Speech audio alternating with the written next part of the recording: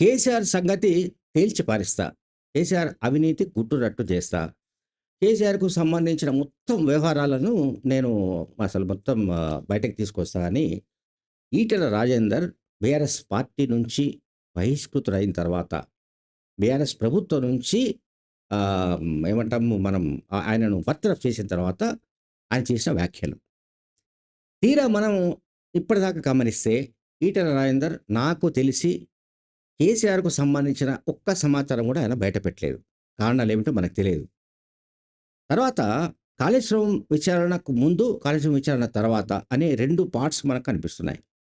కాళేశ్వరం విచారణకు ముందు, కాళేశ్వరం కమిషన్ విచారణకు ఈటెల రాజేందర్‌ను పిలవడానికి ముందు ఒక షామీర్పేటలోని ఒక ఫార్మ్ హౌస్‌లో మాజీ మంత్రి హరీష్ రావు అండ్ ఈటెల రాజేందర్ ఇద్దరు సంభాషణ జరిపారని, అంటే చర్చించారని, దీనికి సంబంధించి అంటే అదే సమయంలో హరీష్ రావు కేసీఆర్‌కు ఫోన్ చేసి ఆ ఫోన్‌లో ఈటెలతో మాట్లాడించారని కూడా పీసీసీ అధ్యక్షుడు మహేష్ కుమార్ గౌడ్ ఆరోపించారు.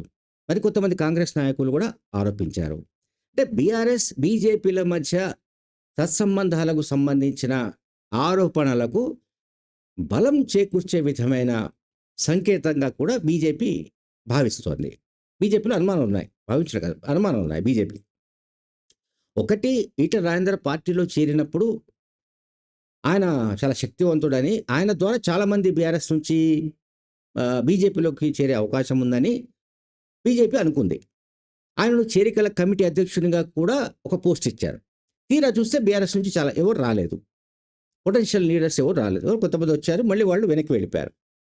ఆ తర్వాత వివిధ కారణాల వల్ల బీజేపీలోకి వెళ్ళిన డాక్టర్ వివేక్ కావచ్చు, ఇప్పుడు మంత్రిగా ఉన్న వివేక్ కావచ్చు, లేకుంటే ఎమ్మెల్యేగా ఉన్న కోమటిరెడ్డి రాజగోపాల్ రెడ్డి కావచ్చు, మరికొంతమంది కావచ్చు, వాళ్ళు బీజేపీని వదిలిపెట్టి కాంగ్రెస్‌లోకి వెళ్ళిపోయారు.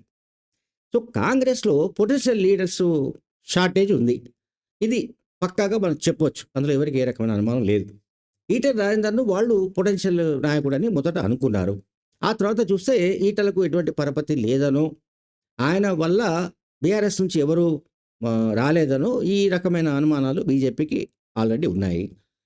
ఇది కాకుండా కాళేశ్వరం కమిషన్ విచారణ సందర్భంగా ఈటెల రాజేందర్ ఇచ్చిన వాంగ్మూలానికి, కేసీఆర్, హరీష్ రావు ఇచ్చిన వాంగ్మూలానికి తేడా లేకుండా పోయింది. దీనిపైన కూడా చర్చలు జరుగుతూ వస్తున్నాయి. ఇక్కడ ఏదో మొత్తం మీద గూడు పుఠాని ఉంది. లేకపోతే ఈటెల రాజేందర్ అంటే బీజేపీకి సంబంధించిన నాయకుడు, బీజేపీ ఎంపీగా ఉన్న వ్యక్తి ఏదో విధంగా, అంటే బీజేపీ టీఆర్ఎస్‌ను టార్గెట్ చేస్తున్నప్పుడు, కేసీఆర్‌ను టార్గెట్ అని అనుకుంటున్నప్పుడు, కేసీఆర్‌కు వ్యతిరేకంగా మాట్లాడకపోయినా, కనీసం అనుకూలంగా మాట్లాడకుండా ఇబ్బంది పెట్టే విధమైన కొన్ని విషయాలు చెప్పినా కూడా కొంత ఆయన క్రెడిబిలిటీ పెరిగేదని ఒక ఏమంటారు, ఆ రకమైన ప్రచారం జరుగుతోంది.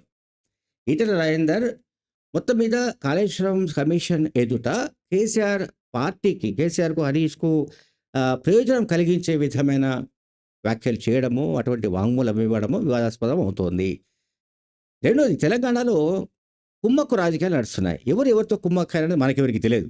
ఇప్పుడు బీఆర్ఎస్ అండ్ కాంగ్రెస్ పార్టీ 2 కుమ్మక్కయినట్టు బీజేపీ ఆరోపిస్తోంది. సారీ, బీజేపీ, కాంగ్రెస్ 2 పార్టీలు కుమ్మక్కయినట్లు బీఆర్ఎస్ పార్టీ ఆరోపిస్తోంది. అదేవిధంగా బీఆర్ఎస్, బీజేపీ 2 కుమ్మక్కయినట్టు కాంగ్రెస్ పార్టీ ఆరోపిస్తోంది. ఇందులో ఎవరితో కుమ్మక్కయ్యారనే దానికి సంబంధించి మనం ఎవరో చెప్పలేం. ఎందుకంటే రాజకీయాల్లో కొన్ని సందర్భాల్లో లోపాయికారి వ్యవహారాలు నడుస్తాయి. కొన్ని సందర్భాల్లో ఓపెన్‌గా వ్యవహారాలు నడుస్తుంటాయి. కనుక ఇక్కడ మొత్తం మీద తెలంగాణలో కుమ్మక్కు రాజకీయాలేవో నడుస్తున్నాయి. దానివల్లనే ఈ రకమైన సమస్యలు, లేకుంటే ఈ రకమైన కొత్త అంశాలు బయటకొస్తున్నట్టుగా కనబడుతోంది. అలాగే బీజేపీకి సంబంధించిన విషయానికొస్తే, బీజేపీలో ఒక నలుగురు వ్యక్తులు ఒక పీఠం వేసుకొని కూర్చున్నారని, ఒక రెడ్డి నాయకుడే ఈ పీఠాధిపతి అని స్వయంగా బీజేపీ ఎమ్మెల్యే రాజాసింగ్ ఆరోపించాడు. ఒక నలుగురు నాయకుల కారణంగా, నలుగురి ముఠా కారణంగా, నలుగురి గ్రూప్ కారణంగా బీజేపీ పతనావస్థకు చేరుకుంది. పార్టీ ఇక బతికి బట్టకట్టే పరిస్థితి లేదు. దానికి నిదర్శనమే ఎన్ రామచంద్రరావును బీజేపీ రాష్ట్ర అధ్యక్షుడు నియమించడమని కూడా రాజాసింగ్ ఆరోపించాడు. రాజాసింగ్ ఆ రోజే ఎన్ రామచంద్రరావును పార్టీ ప్రెసిడెంట్‌గా ఎలక్ట్ చేసుకున్న రోజే తన రాజీనామాను, అటు పార్టీ సభ్యత్వానికి, ప్రాథమిక సభ్యత్వ రాజీనామా చేస్తూ లేఖ పార్టీకి ఇచ్చిన సంగతి మనందరికీ తెలుసు. ఆ సందర్భంగా ఆయన కొన్ని ఆరోపణలు చేశారు. అట్లాగే తాజాగా బీఆర్ఎస్ పార్టీ ఎమ్మెల్సీ కవిత ఒక ఛానెల్‌లో మాట్లాడుతూ కూడా బీఆర్ఎస్ పార్టీ బీజేపీలో విలీనానికి సంబంధించిన ప్రయత్నాలు తాను జైల్లో ఉన్నప్పుడే జరిగాయని కూడా ఆమె ఒప్పుకున్నారు.